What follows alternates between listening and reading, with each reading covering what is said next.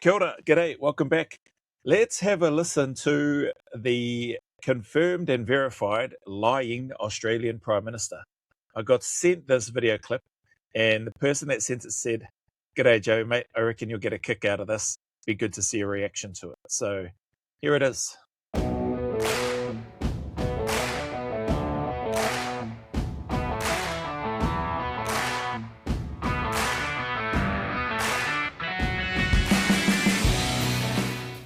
I know political lies are so common, the term is almost a tautology, but there are degrees of political lying. We all know that to successfully lead a nation, there must be an element of trust between the leaders and the population. There has to be some connection between words and actions. And I want to demonstrate why Anthony Albanese has a real problem. We know he is weak on the economy, on security, on calling out Islamist extremism. He is always weak.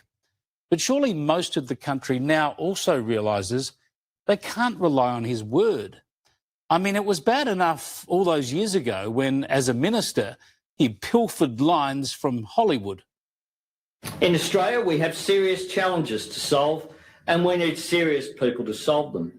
Unfortunately, Tony Abbott is not the least bit interested in fixing anything. We have serious problems to solve, and we need serious people to solve them. And whatever your particular problem is, I promise you, Bob Rumson is not the least bit interested in solving it. He's only... What a loser! Who was surely now to not to his defence, but maybe in partially it is. Don't prime ministers or people running for office have people that do their speeches for them? He doesn't look like somebody who's smart enough to do, or maybe he is. Maybe he did go back and watch movies and then have a listen. But listening to what this host for Sky News has said so far, that there needs to be a connection, there needs to be an element of trust between the people listening and the person who is putting their face, their name, their reputation and everything on the line. To run for, lead, and represent the country. But I guess, to that, with that being said, Australia has some blinking, needs to take a good hard look in the mirror themselves. Like, clearly, the vast majority of people chose to vote for this guy. So it's not all, I don't think it's all one-way traffic, because there must have been a significant number of people that voted for Labor and for the blinking useless Albanese government that it is. But how's this guy doing, copying words or stealing words, plagiarising, that's it, plagiarising words from a speech from a movie? interested in two things: making Australians afraid of it and telling them who's to blame for it. He is interested in two things, and two things only: making you afraid of it and telling you who's to blame for it. Credit to whoever the people are that did the research that picked up on this. I don't know, was this pre-AI or has this just been, actually I think this was about a month ago. So this may have been figured out during this AI era, and chucking in prime ministers or world leaders' speeches into some sort of platform and saying, hey, has any of this been plagiarized? Far out, almost word for word. What a tosser. Albo, fire the liar, man. How does a bloke become Prime Minister after that embarrassment? Albo actually admitted that plagiarism. He laughed it off as a mistake, and things only got worse, of course. That is rubbish. So he admitted the plagiarism. So in that case, then it doesn't even matter if somebody else did the speech for him. If he's admitted to that, that just shows how useless he is.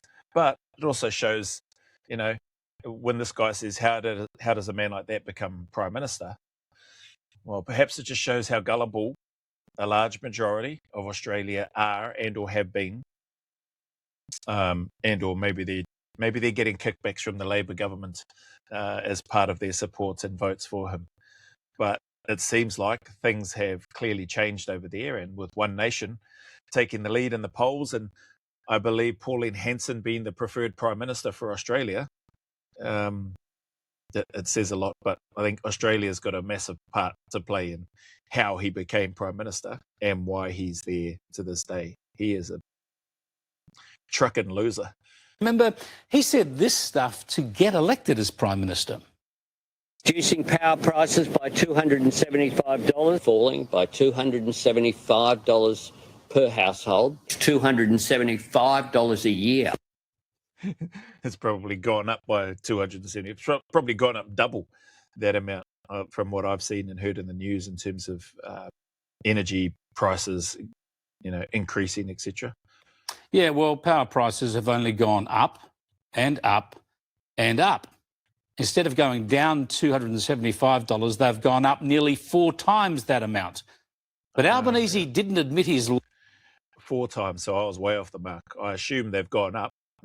I assume whatever they're showing on here is the opposite of whatever this twat is saying. I didn't know about the plagiarism stuff, but not surprising that what he has said, saying one thing, or these election campaign promises that people come out with, and I get it. They want to try to win the hearts and minds and earn the trust and respect and the confidence of the people so that they can get the votes.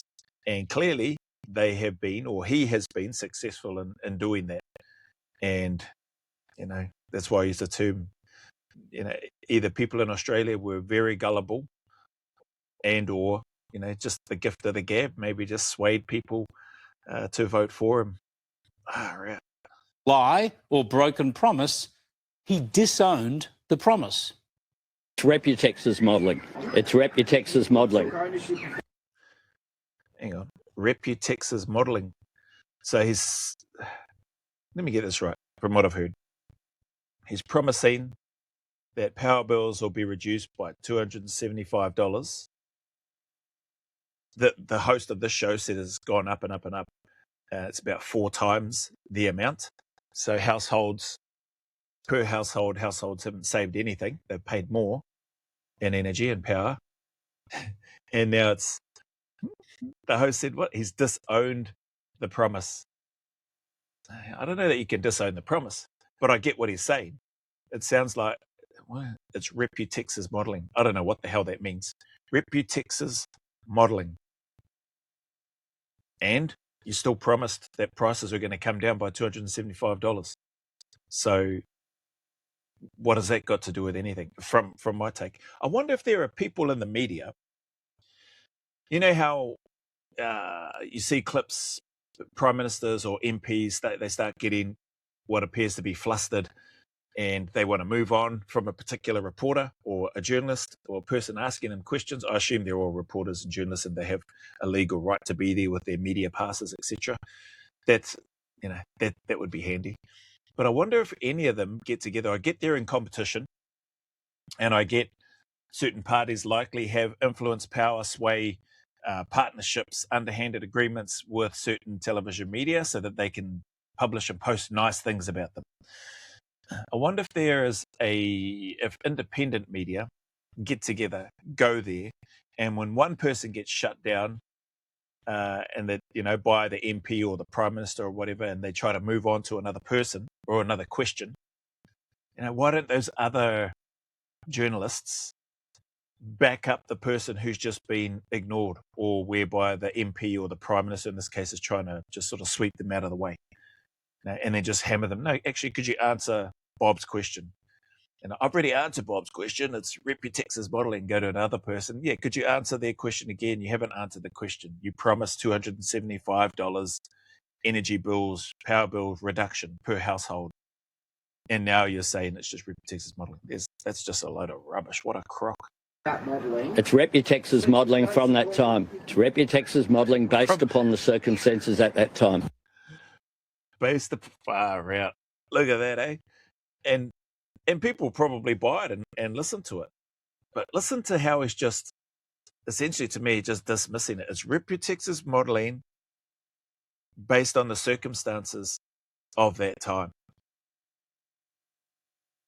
And so you use this Reputex's modelling, whatever the hell that is, based on the circumstances at that time in order to promote a promise as part of your campaign to become Prime Minister by telling the people of Australia that they are going to save $275 or that their power bill are going to be reduced by $275 per whatever it was, week, month, I'm not sure.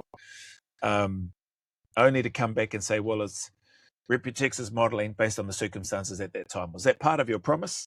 I didn't hear that. Like they, the media here, they may have edited that out. They may have cut it out. So you may have said, based on Reputex's modelling for the current circumstances in which we're in at this time, households can expect to save $275 per whatever it is. However, going forward and in the future, we may actually end up paying more. And in fact, we may actually end up paying four times as much in terms of what we're currently paying now. Did he say that when he was running for office? Not that I was paying any attention or would have been paying any attention. I wouldn't have been over there in the country at this time. But maybe, just maybe, if those were words that he shared as part of his campaign to become Prime Minister, then Australia definitely needs to give themselves 10 good uppercuts for voting for the guy, if that's what he said. But it doesn't sound like that's what he's mentioned. Since then, the hits have kept coming. Albanese turned up at a rally for women against domestic violence, and he was called out for lying live on stage.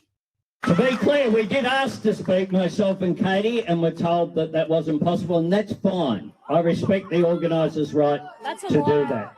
That's a full-out lie. Good on this lady. Listen to her right next to him. Let me just go back. It says, I think I just caught a glimpse of her reaction when he was talking. We did ask to speak, myself and Katie, and were told that that wasn't possible, and that's fine. I respect.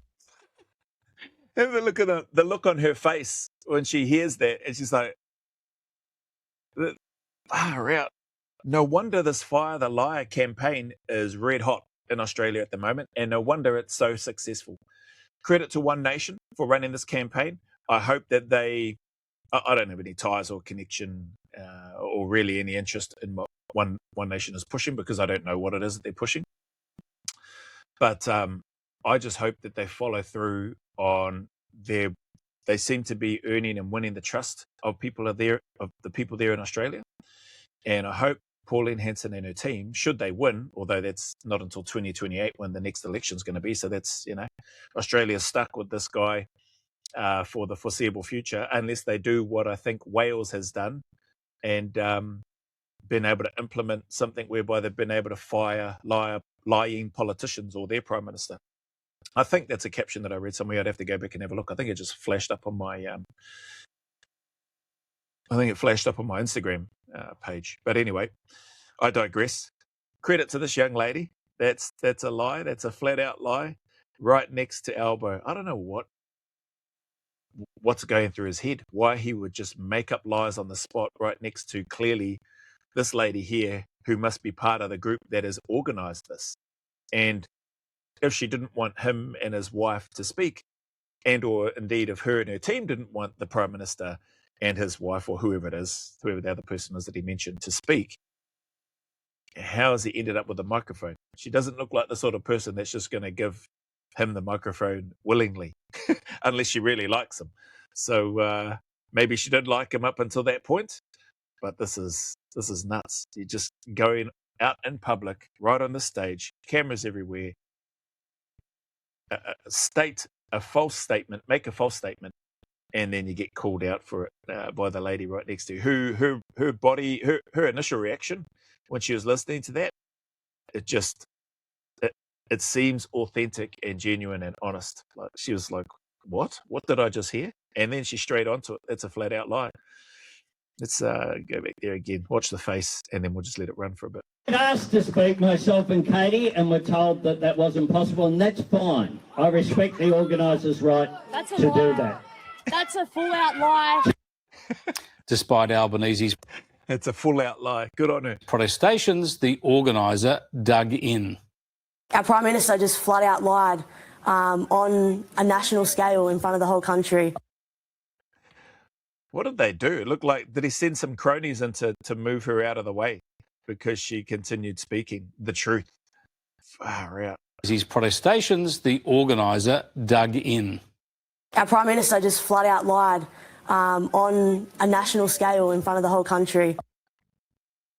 Awkward stuff, isn't it? Then there's lots of silly stuff where Albanese has dared to deny what all of us have plainly seen and heard with our own eyes and ears, like when he fell off the stage.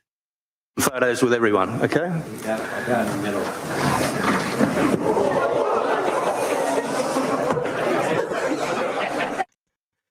Yeah, bloody gumboot. Are useless. Well, what's he going to say here?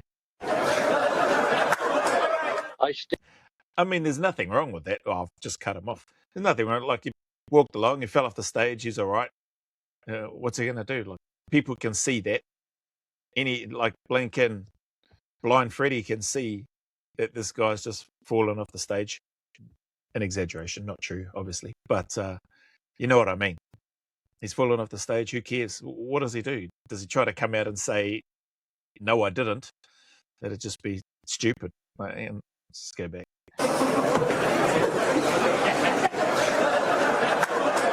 I stepped back one step. I didn't fall off the stage. Just one leg went down, but I was sweet.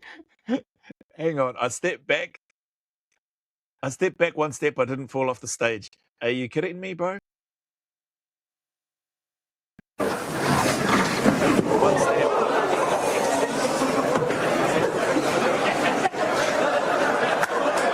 I stepped back one step. I didn't fall off the stage. Bro, you fell off the stage. You didn't just step back one step. What a clown. You fell off the stage, bro. Who cares? No wonder the comment from other opposition members of parliament have said that this guy couldn't lie straight in bed. What a frickin' loser. You fell off the stage, so what? They asked you a question and you felt like you needed to lie about it to the point. Like, what else are you lying about? Because that just seems real stupid and trivial. You fell off the stage. Okay, how did you go? You took a bit of a tumble off the back of the stage. I don't know what question was asked of him. All he needed to say was, yeah, that was a bit embarrassing. I went to position myself to be in the middle as requested, and as I went to go there, I bloody put my foot in a place where I thought the stage was. There was no stage, and I ended up having a little bit of a tumble off the back. Thankfully, it wasn't too bad, and I was able to get back up to my feet relatively quickly with the help of some people. Like, it's pretty easy to see that that's what's happened. But this twat, I took one step backwards. I didn't fall off the stage or whatever. Let's see what he has to say again. I stepped back one step. I didn't fall off the stage. Just one leg went down, but I was sweet. Well, that part's probably true. I was sweet. He looks like he was sweet. He got up and he's got a bloody stupid laugh and an embarrassed look on his face. But is it because he is just that embarrassed about the fact that he fell off the stage? What, because he thinks he can't have accidents in front of people because it'll affect his rating? Oh, fuck. What a dummy. He is a trucking idiot. But again, I'll throw this back to the people in Australia. Not that I've got anything bad to say, or not that I'm against Australia or the Australian people, but you mob are the ones that voted for this clown. And it's sad, it's disappointing, but you end up being on the receiving end of all his seemingly broken promises and his lies. That Fire the Liar campaign is legit, probably one of the best campaigns slogans I think I've heard of. It's just a shame that nothing can happen to get this prick out of there before 2028. Anyway. Or when he called Grace Tame difficult. Grace Tame. Difficult. She has had... What does that mean? I don't even know. I don't know who Grace Tame is. One word, difficult. There's not really much context in that one, like, unless they're going to play a bit more, well, which they clearly are. He's going to be sharing some stuff now. So let's hear what he has to say. What about Grace Tame, or whatever the question was? One word, difficult, and then it cuts him off. Like, I don't know if there's anything more there that he says, just like the power stuff, like the rep you something tax rubbish. A difficult life, and that was what I was referring to. It didn't sound like it. It didn't sound like he was referring to a difficult life. Let's just go back. I mean, I don't know who this person is. Or when he called Grace Tame difficult. Grace Tame. So it doesn't even sound like a question. It's just a person's name. Grace Tame. Maybe there was a lead up in context before that. So I guess with some of this, it may be a bit hard to get, or not a bit hard. Like I can still give my reaction based on what I'm hearing, but my mind is going, was there more context? Was there more that was said before getting to a certain point? You know. So anyway, let's have a listen. Grace Tame is the implied question, I guess. Difficult. She has had a difficult life, and that was what I was referring to. Didn't sound like it. Like, you know, if you're referring to she's had a difficult life, you just said one word. Difficult. Not, I think she has had a difficult life. And here he is now, like to me, in that context, in that small snippet of what this media is showing, it just makes Albo look and sound like the trucking liar that he is. Albanese seems to have a problem with reality. He can't handle the truth. He pretends it away. Don't tell me he's used that line from A Few Good Men. If you can't handle the truth. Jack Nicholson and Tom Cruise, I think, in that one. Surely he's not used that. Everybody knows what movie that's from. Well, hopefully I'm right with the movie. A Few Good Men. And makes up stories about his imagined reality, like when he turned up at Lakemba Mosque earlier this year. Well, hecklers have booed the Prime Minister, Anthony Albanese, and Minister for Home Affairs, Tony Burke, during an Eid celebration in Sydney's southwest.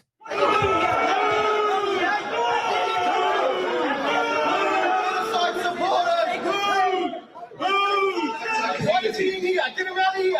We as Australian Muslims, get him out of here!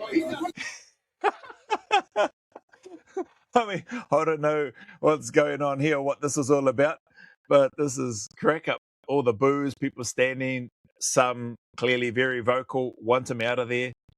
Bro, it's pretty, like, surely you can't deny that. Thinking, this time Blind Freddy could see and hear this. Like Helen Keller can see and hear what's going on in this space. Bloody hell. Communication with them about the issues affecting our community. Hang on. Communication with them. Look at how uncomfortable he looks. Sitting there, shrugged up, shoulders up by his ears.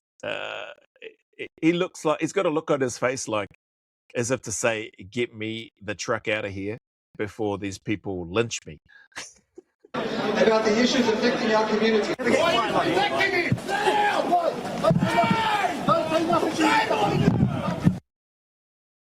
I think I heard, shame on you.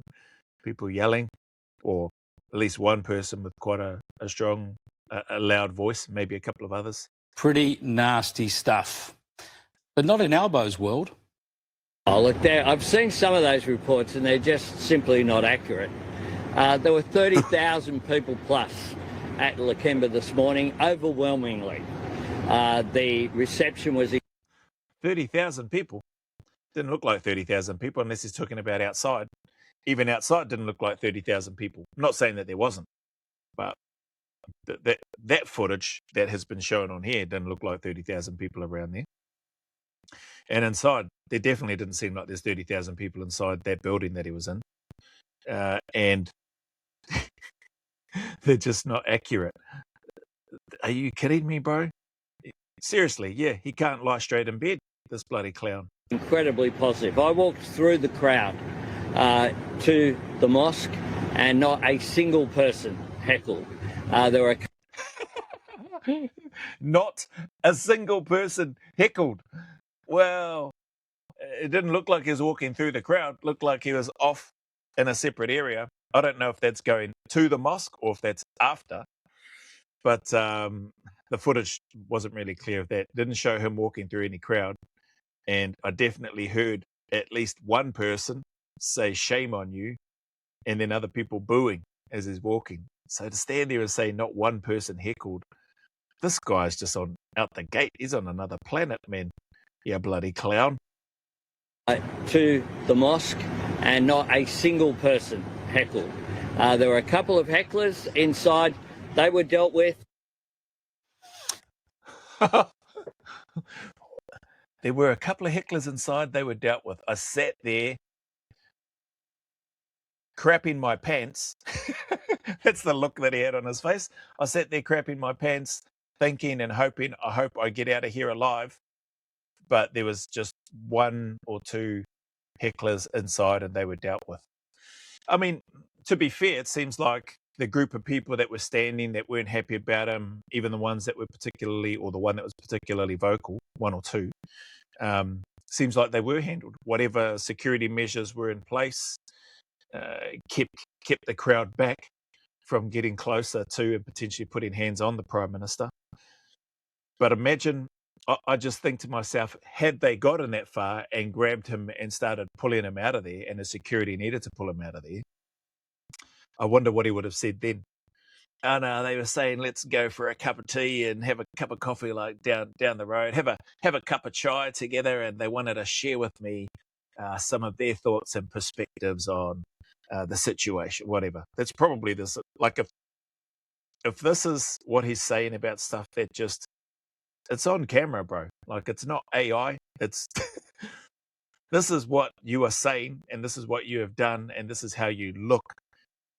And the man just cannot see it. Those glasses must be pakaru. They must be broken. Fella can't see what is going on right before his eyeballs, and instead he's still trying to win back the trust of people that he has just broken that trust with. Well, I'd like to think that he's broken that trust with them, just based on what I've seen so far. From what I've heard, I've been actually looking forward to a video like this, whereby people have compiled Albo's lies, especially as part of the Fire the Lie campaign. I would have thought One Nation might have had something like this clipped together, media outlet aside, just somebody clipping all the different lies together and then just running that on repeat. His lie, then his justification. His lie, then his justification, and just keep rinse and repeating it. Run it over and over and over again. It's mad that hasn't happened. Maybe, hopefully, my reaction here and that suggestion gives somebody the inspiration to go and do that over there in Australia. But stop voting for this, stop voting for these lying clowns there in your country. These tall stories are more than just amusing for us all. We're talking about dangerous delusion on major national issues. In the wake of the country's worst ever terror attack at a Jewish festival on Bondi Beach last December, the Prime Minister repeatedly rejected growing calls for a royal commission. The Richardson Review will do that. Why would you reject calls for a royal commission? Especially after, from some of the footage that I've seen and the reaction that I did with the, I forget his name, the guy that come out and he was working for ASIO, I think, at the time, contracted, infiltrated this ISIS group, etc., where the son was. Yeah, so I can't remember everything in there, but I did a reaction to that. Again, that was sent through. And it outlined and highlighted a number of failings that were in there. I mean, you did a royal commission. Was it a royal commission? I may be wrong, so I won't go down that path. I was going to say a royal commission into the war crime allegation, so I don't know if it was a royal commission. Why would you not do a royal commission into that? There were failings, obviously, on the part of the police, on the part of ASIO. Who knows who else and whereabouts those other failings led to? But surely an independent royal commission would identify those things. What was done? I assume something was done, or I clearly wrongly thought that there was a royal commission, or that there is a royal commission happening with regards to the Bondi murders and killings or terrorist attack. Now, growing calls for a royal commission. The Richardson Review will do that and will feed into the New South Wales Royal Commission. There was no royal. He just said Royal Commission. A Richardson review will do that and feed into a Royal Commission. So Richardson review, what is that? Is that another investigative tool that they're using to try to identify the problems, the gaps, so that they can improve? But then in the same breath at the end, he said that'll feed into the Royal Commission. So I'm confused on that one so far. Commission called by the Howard government after Royal Commission. There was no Royal Commission called by the Howard government after Port Arthur. There was no Royal Commission called by the Abbott government after the Lynch siege. And as Really? Well, I didn't know that. Unless that's a lie. Is that a lie or is that the truth? But again, just because there weren't, I don't know what why those things didn't happen after the Port Arthur massacre or after the Lynch siege. But if that's what happened and there was no Royal Commission for there, okay. But it still seems like those are different circumstances. From what I recall from those, there may be obviously some similarities. Maybe there's some failings. Maybe a Royal Commission should have been done into those things. I mean, I would have thought and would have liked to have thought that something like that, the equivalent, if it wasn't called a Royal Commission at that time of the Port Arthur massacre, I assume Royal Commission would have been the term used when the Lynch siege happened. I can't remember when that happened, but obviously I know that was more recent than the Port Arthur massacre. Maybe they had the equivalent of a Royal Commission at that time for those things. I don't know. Anyway, people are asking for a Royal Commission into the failings due to the Bondi terrorist attacks. Why as a Prime Minister, you would not worry about doing it, but then come and stand. It sounds like he's just justifying. Well, we didn't do a Royal Commission. The previous governments, two governments, Howard government and Abbott government, didn't conduct a Royal Commission into these two significant events that they've had in Australia. And basically it sounds like, so why should I conduct a Royal Commission into these Bondi terror attacks? Just because what's been done in the past was done, or the way that they did things in the past, doesn't mean that was right. Doesn't mean that you just follow along blindly and go, oh, well, that's what they did, so that's what we'll do. Apparently the governments and the leaders of the world are about innovation and continuous improvement and growth and development and this, that, and the other. This just seems like a slack, useless response and a means to, like the Reputax system, just sort of handballing it or shifting it off to the side as if to say, well, we never did one then, so why should we do one now? Well, clearly you've got a number of people asking you to do one because people have heard and have seen, and people are coming out talking about some of the gaps and the issues that were identified when they've had a little, it seems like a little just under the surface type scratch and a poke around and discovered these things. Imagine what a Royal Commission could find out and how much better potentially the ASIO and, national security and all that sort of stuff, police, imagine how much better they could be at the end of it. The Minister has just said, the issue there is that Royal Commissions can be good at deciding facts. What the Richardson Review will do... Royal Commission can be good at deciding facts. Okay, so what's wrong with that? That doesn't make sense. He's about to talk about what the Richardson Review will do. ...is decide facts. Where Royal Commissions are not as... So they can both decide facts, is what he's saying. Royal Commission, Richardson Review. And he's about to talk about what the Royal Commission can't do. ...will do is decide facts. Where Royal Commissions are not as good is to consider things that are not agreed, where people have differences. Royal Commission's not as good as where people... I'm bamboozled. Let me go back. Consider things that are not agreed, where people... It's not as good at considering things that are not agreed. ...have differences. Where people have differences. A Royal Commission is not as good at considering things where people are not agreed, where people have differences. I don't get that. Like, if they're both designed to identify and highlight facts, then if they're fact, how do you disagree with them? Or is he saying that a Royal Commission doesn't allow for debate or challenging the facts of what's presented in a way, and until such time as they feel like, okay, we have come to an agreement? Yeah, I don't know. I've never been a part of a Royal Commission. Of views. Calls for a Royal Commission continued from Jewish leaders, political opponents, sporting legends, but even into January, the PM kept rejecting them. If a Richardson review, the New South Wales Royal Commission, or any current national security experts who are advising you, recommend the Commonwealth Royal Commission, will you change your mind, or are you ruling one out altogether? Well, we've made our position clear, and I just went through the 4 stages, the 4 elements that we're doing. We've made our position clear, whatever the 4 elements are, this Richardson review must be. But if people haven't cottoned on to the words that Albanese uses, we've made our position clear, and then in the same breath, a week, a month, however long later, then says, well, we've changed our position. Seriously, there's something wrong with the Australian people if they're not picking up on this, and if they haven't picked up on it.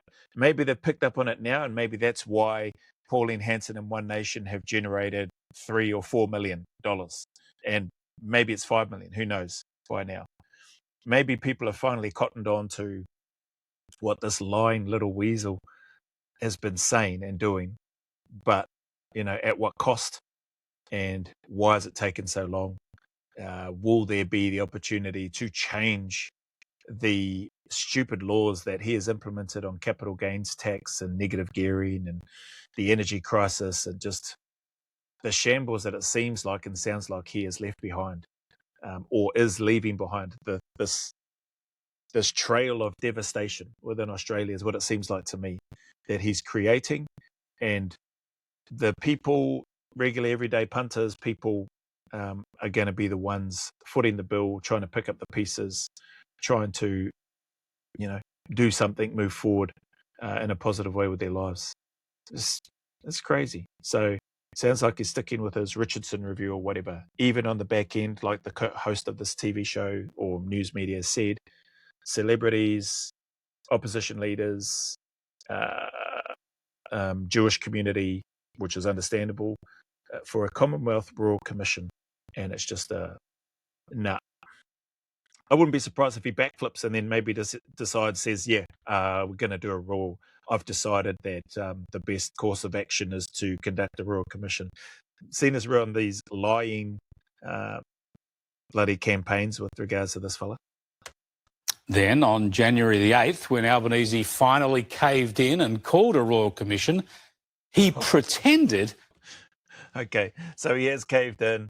He has, it's his idea by the sounds of things, after, the Richardson review mustn't be good enough at considering differences whereby people don't agree. I don't know. He'd been working on it all along. We've also... Hang on, what was that? On January the 8th, when Albanese finally caved in and called a Royal Commission, he pretended he'd been working on it all along. We've also been working through these recommendations, and the terms of reference weren't done. Look at this lying little weasel. Look at him. Whether you're in the Labour camp or not, surely, well, maybe you're just that blinded that you can't see a two-faced liar when you see one or when you hear one. Made even worse, you can see and hear one right here in Albo. Doesn't know his bum hole, or wouldn't know his bum hole from his elbow. Just blatantly lying to his country, to the people of his country's faces. And again, Australia, clearly he sucked yous in, or he sucked enough of yous in order to win the vote and become your Prime Minister. So if the voting power, and it's up to the people to be able to make the change and the difference, then you want to get cracking and start making a bloody difference and get rid of this twat and his useless government. Let's just go back. What's he saying? he'd been working on it all along. We've also been working through these recommendations, and the terms of reference weren't done this morning. They were done over a long period of time. Rubbish over a long period. Of course they were done that morning. You've just been squeezed by however many people, Jewish community, celebrities, opposition members of parliament or leaders. And as the host of this Sky News show said, you eventually caved in. Now you're sitting there saying that you've been working on this for a very long period of time. Load of rubbish, man. I would assume the structure for a Royal Commission is already pretty much there. It's probably a cut and paste type structure. And then it's just filling in the pieces of the puzzle. Who's going to be, chair or overseeing, or who's the supervisor, superintendent, whatever the terms are used. But I would assume that a structure for a Royal Commission is like a standard operating procedure. And then you just plug and play the relevant pieces to carry out and execute those tasks within it. Again, don't quote me on that. I'm no expert in blanket Royal Commission stuff. Maybe it's not, but I would assume that there is a solid bones framework structure to a Royal Commission, and then you plug and play the key elements. Including with proper consultation with the community to make sure that we got it right. So you've been working on the terms of reference for this Federal Royal Commission, just to clarify, for some... No, he hasn't. Weeks now. Why not make that clear to people earlier in the process? What a good question. Now, I'm cutting Albo off because I know he's just going to lie and try to bamboozle the public, which he's probably been able to trick. But what a good question. To get clarification, so you're saying you've been working, why not make it clear when you were asked all those questions about the Royal Commission? Like the falling off the stage. There's one step back and, I didn't fall off the stage or whatever. Why not make this clear about the Royal Commission? If you've been working on it for a long period of time, if you've been genuine about proper consultation so that you can get it right, that's what I heard him say. He's probably said a bunch of other things as well. Why not make that clear? Are you ruling, even one of the questions earlier where the guy said, are you ruling one out completely? Like in terms of the Royal Commission, going back earlier, I'm not going to rewind it to there, but he didn't acknowledge it there. He didn't say we are considering a Royal Commission. We've factored that in. We're going through a process to consider both the Royal Commission and the Richardson Review. We've got a plan in place. We are leaning more towards whatever, even if you're just honest in terms of we're leaning more towards the Richardson Review. Here's the reasons why, but we have not ruled out the potential for a Royal Commission. Instead, he said, well, we've made our position clear and we've outlined the 4-stage process that we're going through. I don't know what that 4-stage process is, but it doesn't sound like anywhere within that 4-stage process that he mentioned earlier that there was any talk or consideration of a Royal Commission.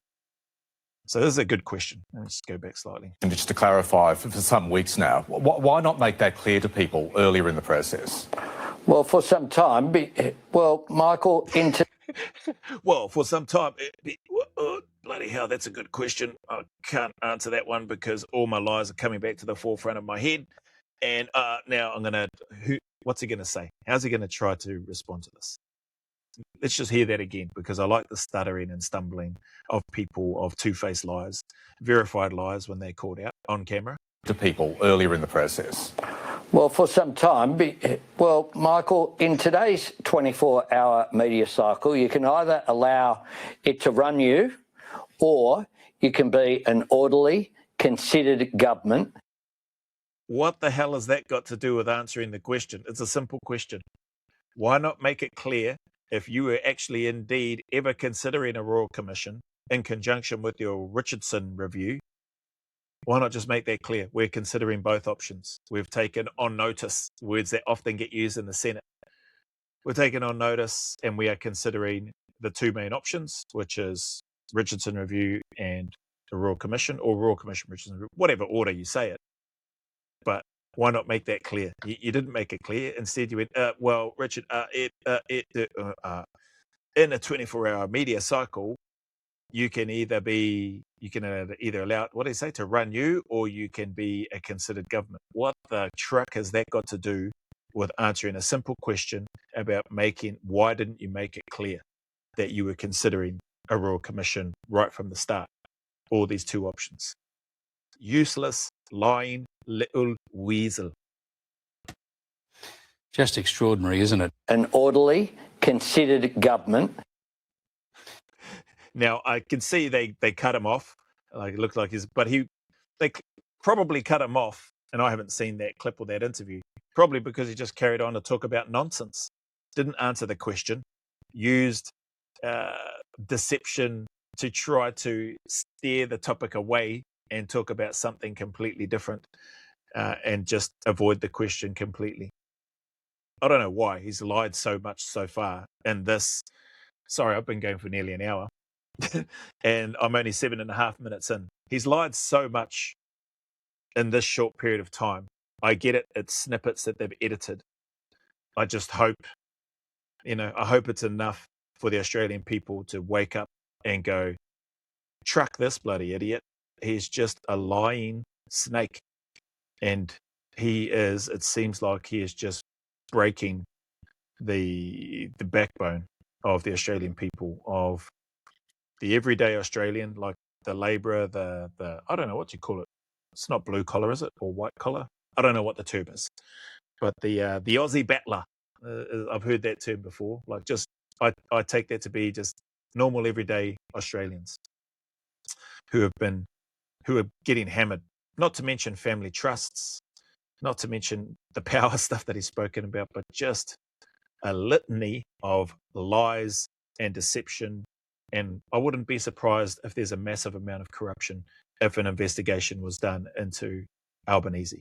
There's probably some people I would suggest and imagine who have probably got just as much to lose as Albo as he does if information and news was ever to make it to the light of day.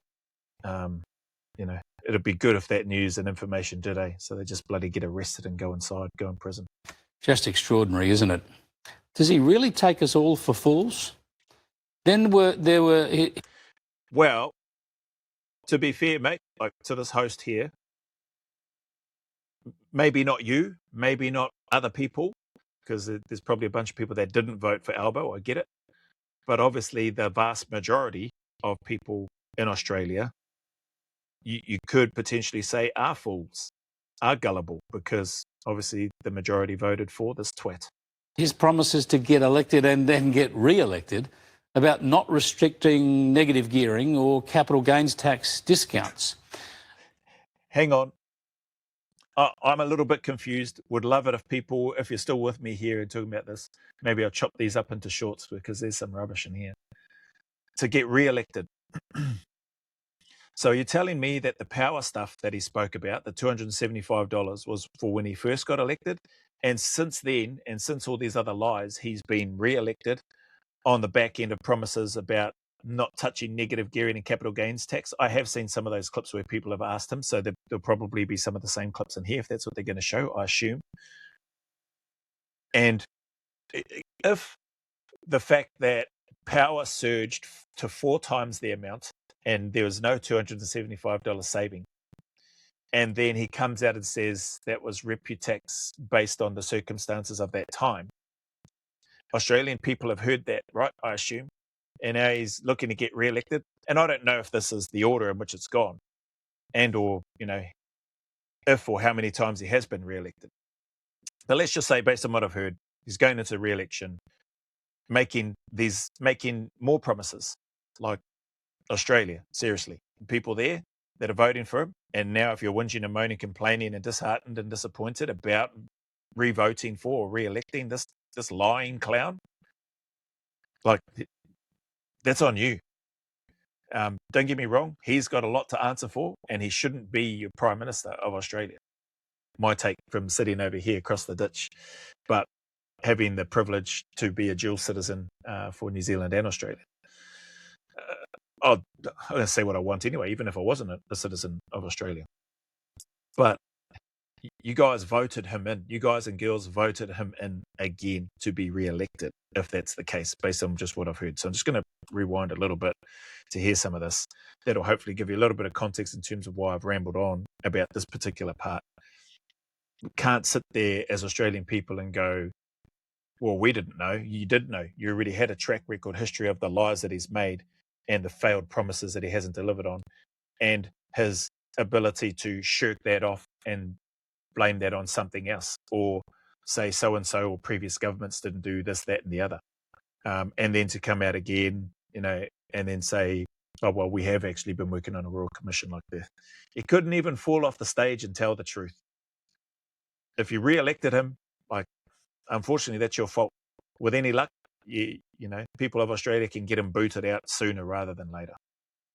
Then there were his promises to get elected and then get re-elected about not restricting negative gearing or capital gains tax discounts. The Liberal Party has mashed a few of these together. I want you to say tonight, categorically. Okay, so the Liberals have, I'm not aligned with any party, right? I don't vote. Didn't vote in Australia for a long time. Haven't voted here. I think I've made it clear in other videos. Last time I voted in Australia was when John Howard was still Prime Minister. Haven't voted since then in Australia or New Zealand. But the fact that the Liberals have compiled a snippet, so that's good. Like, people have. So to my earlier comment before, surely people have spliced all these lies together with the lies that he makes or the promises that he makes, and then the backtracking and the excuses and the avoidance of answering the questions, or the stumbling and stuttering over his words, because that's what you do when you're caught out in a lie. Your brain can't compute or register or work fast enough to be able to provide information or a response that's aligned with the question in the first place, and at the same time covers your backside, because there isn't. When you're caught out in a lie, you become exposed. Negative gearing is off the table. Yeah, it's off the table. Will you guarantee that you won't touch negative gearing and capital gains tax concessions? Well, we have no plans to touch it or change. What's up with this voice? Oh, we have no plans to touch it. We have no plans to touch. Has he got a lisp, or is that what happens? Is that how you start to talk when you know you're lying and you wish you hadn't been asked that question, but now you have to continue to play the lie because otherwise people won't vote for you? It's mad. I'm glad that these edits have been put together of this guy making these false statements and claims. Negative gearing. So do you rule out changes to negative gearing if elected, yes or no? I told people we wouldn't make changes. The proof's in the pudding, Andrew. If we were going to make changes, then why haven't we? The proof is in the pudding, all right, mate. If we're going to make changes, why haven't we? Well, I assume it's because you haven't been elected yet, is what I'm guessing. That's my take. I assume you haven't made the changes at this time of this video, whenever it was done, because you're either rerunning and wanting to get elected, and you've managed to bamboozle the Australian people, as I mentioned earlier, or you're not the Prime Minister at this stage, and you're making another promise to win the hearts and minds of people, of a bunch of gullible people, so that they vote for you, and then you get in there and then you change it. Crazy, man. So people can see what we've done. Right now, is negative gearing, are you going to touch it or not? Is it changing? We have no plans to change negative gearing, Sarah. Pretty clear, isn't it? And then lots of different times in there, at least 4 or 5 times, different people, different stages, asking the same question, getting the same response. No plans. We're not touching it. Proof's in the pudding. Why haven't we done it already if we were going to touch it? there was this beauty from last year's election campaign with the Daily Telegraph's James Doherty. Can you just be really clear? Can you rule out any changes to negative gear? Wow, this is April 9th, 2025, last year. Holy heck, I didn't realise. Maybe there were dates showing on the other clips. I missed those. I've just seen this one stand out now. And capital gains tax. Yes. How hard is it for the 50th time? I mean, if you're telling the truth, I could understand that being an annoying, reoccurring question coming up. Like if you're telling the truth. But obviously, I say obviously, I wasn't involved in doing any research or stuff on it. But clearly it seems like people within the media space, for whatever reason, I don't know why, had doubts and or concerns that Albo and his sleazebag government were going to be looking at making changes to capital gains tax and negative gearing. Hence why I can only imagine, hence why the question has continued to resurface.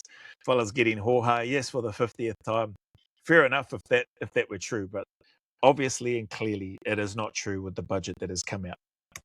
So straightforward.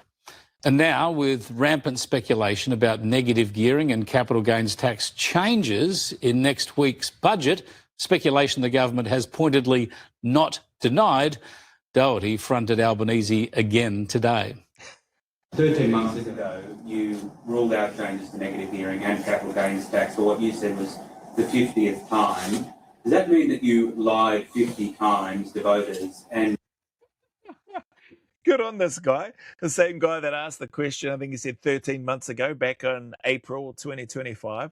Does that mean that you lied 50 times to voters? And what's it got here? And can you at least be honest? can you at least be honest to the Australian people that you're going back on a promise that you made, considering that even now you're saying, well, you're Get him, bro. Get him. not confirming that these changes will be in the budget? Well, the budget will be on Tuesday, and you'll have every opportunity. You'll have every opportunity. Oh, you'll. All right, they could make a soundtrack on this guy Albo's responses. You'll have every opportunity when the budget is released. So not answering the question again. Why have these media presses? Why have Senate hearings?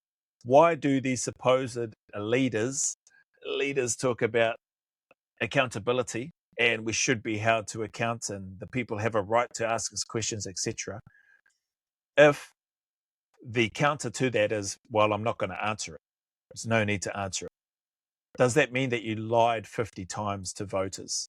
Can you at least be honest to voters at this time in terms of what those changes are? Can't answer the first part, doesn't have the guts or the courage to say, unfortunately, the promise that I was making, whatever the wording's going to be, right? That was true and accurate. Even if he decides to say something like that, it was true and accurate at the time, rep your taxes or whatever. But since then, we've, whatever, just give a justification for it. Not that it makes it any better, but just shirking it off and not answering it altogether is just a load of rubbish. So whatever that response is going to be to a simple question, does that mean that you lied 50 times? You know, if he was genuine and was telling the truth, I would have thought, you know, somebody would go, or person in that position would say, listen, what was said back then is where we were heading, and that is what we were planning on doing. The circumstances, as we reviewed the budget, whatever, because that's when this has come out in, and people have been in shock, rightly so too. As we reviewed the budget and started going through, we started to identify that, hey, we do need to do this for whatever reason, give the rationale. And you would like to think that if they're starting to identify that they would have started to go, hey, there may be, we've identified this, there may be some changes. If you felt concerned or worried about going back on your promise, I would have thought that a leader, a prime minister, would go, we're doing everything that we can to maintain our promise of what we shared, of what I spoke to, saying that we would not be touching negative gearing or capital gains tax.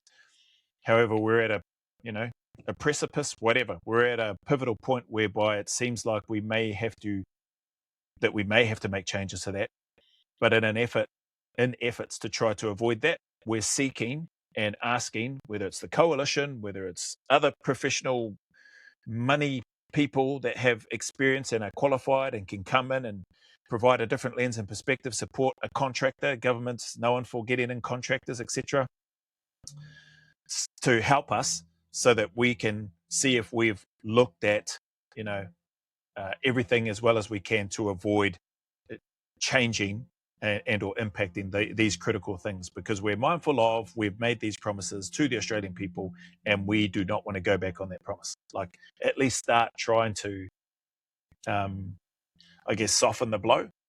But I suppose, you're only going to be looking to genuinely soften the blow and do something like that and be transparent and make an announcement like that, knowing that you're going to get some backlash if you were actually honest and genuine about doing anything like that in the first place. The fact that nothing like that has happened, as far as I'm aware, and that you just make a promise, you get voted in, once you're in, now you make these changes, no consultation, just it is what it is. Here you go, Australia, suck it. Capital gains tax and negative gearing, no, we've made these sweeping changes even after we said that we wouldn't. The fact that that's happened, for me, says this is somebody that is just a two-faced truckin' liar, and people in Australia at least need to wake up to themselves when they go to the voting booths and just don't vote for this clown, let alone Labor. They just seem as bad as each other. Led by a lying weasel, and the back office and the back end, he's supported by a group, I can only imagine, of other lying weasels in the background. Ridiculous. Your publication has done things like that before and made those. What has that got to do? Your publication has done things before. What does that even mean, bro? Like, if you've got specific things of what they've done before that you're trying to deflect and divert from the question that he's asked you, did you lie 50 times to the voters? And can you at least be honest here and now? No, he doesn't answer it. The budget will be released. You'll have a chance to review your whatever it is, has done things before. What a crock. People can't see through that. Like, this is my first time seeing this video. I've seen some of those other snippets around the capital gains tax and stuff. But you don't need to be a rocket scientist, a prime minister, a highly educated individual to know and tell when somebody's lying to you. And this fella's clearly made a career out of it. Comments and I've seen similar things. People will have the opportunity to examine the budget. So again, there's still no answer to the question. Did you lie 50 times to the voters, and can you at least be honest here and now? Going forward, with all of it there, I can confirm that I maintain the position that the key to housing policy is supply. Far out. No answer. I maintain the position. The key to the housing policy is supply. No answers at all to two real simple questions. So the key to housing policy is supply. Does that sound the same as rolling out changes to negative gearing and capital gains tax? No, it doesn't. And unfortunately for Australia, it's one of those too bad, so sad. Like I said, from Albo and his government, they're just like, here you go, Australia, suck it. This is what you've got now. Whoever gets voted in, I like to think they've got the power to change all of that rubbish that Albo and his cronies, his lying little lizards, have just put into place. It's crazy. If he can change war crimes legislation and completely change it, 2024, on another reaction that I did to the former AFP detective superintendent, change it a couple of years ago, lay low for a little bit, then arrest RS. With those changes that have been due to the changes that have been made, then surely any new government can come in and just get rid of the crap that this Albanese government has done. I don't know what the process is, but surely, obviously it's going to be opposed by Labor because they'll still be in government because they are useless. But hopefully people just stop voting for Labor completely. Nobody vote for them. Nobody's going to listen to me, but people need to wake up to themselves over there in Australia, at least anyway, with regards to how they're spending and using their votes. Just a bizarre diversion. A bit like this sidestep that I showed you on Monday. It comes about integrity, doesn't it? I mean, why would people believe? Of which he's got none. I showed you on Monday. It comes about integrity, doesn't it? I mean, why would people believe a promise given on an election campaign? What you'll see in the budget. Again, no answer. No answer to that comes to integrity. Why would people believe based on a promise that was given prior to an election? Why would people believe him, his government? and then there's no answer. You can't answer it when you're caught and confirmed and verified on multiple different media, whether it's mainstream and or independent, whether you've stood up on stage out in public and said lies, that things that are flat out lies, and been called out for it, not only right there next to you, but then that person goes on further onto the media. Not when you've stood in debates and openly lied to questions that have been presented to you. The list goes on. You can't give an answer to a question like what this guy is asking. Instead, you're going to deflect and say words like what you'll see when the budget comes out, because you have no response, you have no backbone, you are a lying little thinking weasel, and I hope you get destroyed in the next election, and I hope the polls just keep going down. I hope Australia wakes up to themselves, to be honest. Surely even the people in your party, I like to think that they've got two brain cells to rub together, that they can see that they are part of a lying campaign, or a campaign and or a government that has built its bones and its reputation on lies and corruption, it seems, and just feathering their own nests at the expense of everyday Australians. And they couldn't care less. They obviously don't care less, and they're not answering the simple questions that are put to them. They're trying to use the deflection techniques and things that they're taught, I assume, from media conduct and communication, to try to minimize the damage or try to avoid putting themselves in a compromised position. But all of that media training has come to nothing for Albo, because it's just made him seem even worse. This is my opinion. A liar is a liar every day of the week. And he can't, and people can't tell me that he's not a liar based on what you've just seen in this clip. Yes, I've been talking for over an hour in regards to what I'm reacting to of this 10-minute, 11-minute clip. There's about a minute left of it. But that's because this is just ridiculous, and I have a lot to say in regards to when I'm hearing the stuff of what has been asked and then his responses. Yeah, I'm interjecting a lot. It's a reaction video. If you're not here for the reaction, like, go somewhere else. Just watch the 11-minute clip that is here and make up your own mind and decision. But I think some people will probably agree with the stuff that I'm yapping on about and just be scratching their head and be dumbfounded. And I also think there'll be people that will have even more to say than what I have to say. This is mad. Let's just hear what he's about to say. People will see when the budget comes out, or something like that. Believe a promise given on an election campaign. What you'll see in the budget is a range of measures that are consistent with the values that we took to the election. That are consistent with the values that we took to the election. That are consistent with that. Like, I didn't see the campaign, but since I've been watching this clip, it seems pretty obvious that, you know, he's going into these campaigns with promises, which is what the question was. You know, isn't it an integrity thing or words to that effect? How can you expect people to believe what it is that you say when you're making these promises? Let's just hear what he has to say again. It's not that much longer, but I think I'm, you know, in case I've missed something. It comes about integrity, doesn't it? I mean, why would people believe a promise given on an election campaign?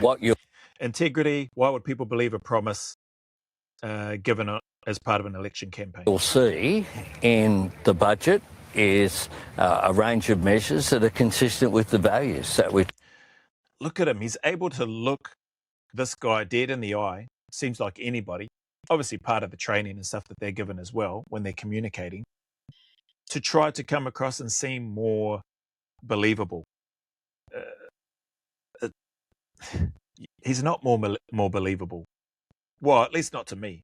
But clearly he has bamboozled a whole bunch of gullible people to vote for him. He still continues to have people fooled into thinking that he is straight up, that he is a person of good character, of high morals. He hasn't answered the question about the promise. So the person interviewing did say, why should people believe a promise that you've taken to an election campaign? And then he says something about the values instead. Like, you took promises into an election campaign. power prices reduced by $275. We're not going to touch negative gearing and capital gains tax. I didn't fall off the stage. I said it 50 times. For the 50th time, no. We're not running a Royal Commission. We're doing a Richardson's review or something like that. Oh, actually, we've been working on it all this time. But, no, I've outlined, are you just avoiding or not doing one altogether? I've outlined our position. We've got a 4-stage process for that review in terms of the terrorist tragedy that took place in Bondi. Like, that's just lie after lie after lie. It's a valid question. Why should people believe the promises that you've been making? At no time did I hear Albo talk about we have a value of reducing power by $275. I don't even know how to incorporate that word into the promises that were being made as part of his campaign. It's ridiculous to me. Took to the election. Oh, that's right. The values. Albo didn't take promises to the election. Well, I'm glad. I feel somewhat justified in my rambling of what I just spoke about then, because I heard promises too. Well, and it seems like this guy is going to dig into that and say, oh, I see, you took values. I just spoke about it. I can't see how you weave the word or term value into a 275 reduction, the value of not touching capital gains or negative gearing. He's lied. And hence why I said at the start of this, or near the start of this, the Fire the Liar campaign that's going to stick around for, I hope, forever.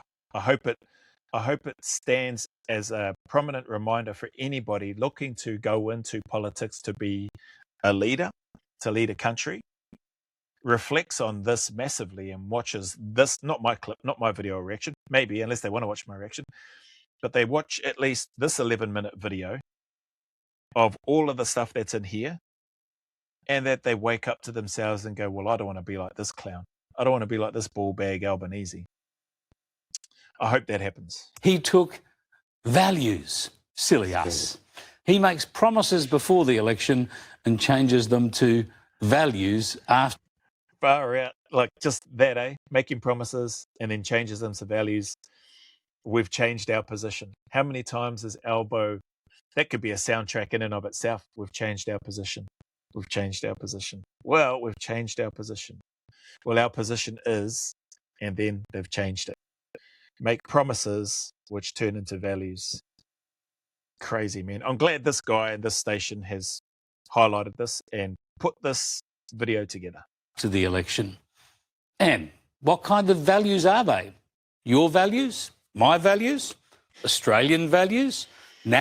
Good point. Yeah. Whose values? National values? No such luck. It will be a responsible budget that will be consistent with Labor values, full of Labor values, consistent with Labor values, consistent with... Listen to this soundtrack in and of itself. Labor values, Labor values. I see where the host is going now with his question. Is it your values, my values, people's values? Or what did he say? No luck or no joy or something. Consistent with Labor values. Wow. Well, that's what I mean. Like, should not be voting for Labor, for this twat or for Labor. Like, if these are their values, if this is how Labor works, make promises, turn them to values that align with Labor values, not values that align with the Australian public and or the vast majority of the Australian people. Have a good hard look at yourselves, Australia, when you go to those voting polls and booths, and use and or cast your vote wisely is all I would say. And I hope it is a catastrophic failure for Labor at the next election. I hope their polls, the fact that they are still second on the poll, just behind One Nation, I think it is an indication to me of just how blind, potentially blind, deaf and dumb, a large majority of the Australian people are. Like, even in spite of all this, they still believe in Labor. They've still got a vast majority of people that think that they are the right government to be in place to lead people across the board. Like, they're running that place into the ground from what I've seen. And and it's sad to see. Labor values. Yeah, well, some of us value the truth, Prime Minister, but that does not. The truth does not seem to be a value that you hold dear. And it certainly doesn't seem to be a Labor value. Wow, that's crazy. Listening to that, appreciate the link being sent. Mad. People, don't vote for Labor. Don't vote for this clown. Like, I don't know who you're going to vote for, and I wouldn't know who to tell you to vote for, because even One Nation, I don't know anything about them. That's not my role on here to tell you who to vote for. I'm on here reacting to content and doing other stuff in my little space. This is something that's, I guess for me, it's close to my heart just because I am an Australian citizen, had the blessing and privilege to live, work in Australia and serve Australia as part of a member of the ADF. And to see what's happening there and how things have just, seems like it's just going down the toilet with regards to this Labor government and Albanese in particular and what they're doing. I just hope things turn around and you are able to get rid of this twat out of your government altogether and the entire Labor Party. The corruption and stuff that must be happening within that party and the dirt that people must have on each other in there. You want to talk about a toxic environment? I can't even begin to imagine what it must be like in there. People feathering their own nests, people without regard for everyday Australian people over there, and they couldn't care less. They're just going to keep trying to get more and more and more and push everyday Australians further and further down and make things more and more harder for them for generations to come, not just the current generation, but seems like they're hell-bent on lining their own pockets at the expense of multiple generations to come. So anyway, wake up to yourself, Australia. Get rid of that clown out of there. He is an absolute piece of trash. Anyway, enough from me. That being said, as always, I know it may be difficult, challenging, hard times for a lot of people, but man, all we can do is keep turning up, keep staying in the fight, put one foot in front of the other and take one day at a time, knowing and trusting and hoping that things can do and will get better if we want them to, but we do have to want them to. Otherwise, if we don't have at least that piece of hope or that spark of hope or the desire for things to get better, then, we're likely going to stay where we are. So, yeah, the sun will shine again. There are better days ahead, and those better days are always closer than you and I think. And there is a light at the end of that tunnel. No matter how long, no matter how dark, no matter how lonely or miserable it may be, there's always a light at the end of that tunnel. So just keep at it. As always, go always a little further. Remember, who dares wins and who cares wins. And until the next video, there's a big mana wave coming from me to you. Not to you, though, Albo and the Labor blinking scumbags, but to everybody else, filled with my aroha, respect, appreciation, and gratitude for you all.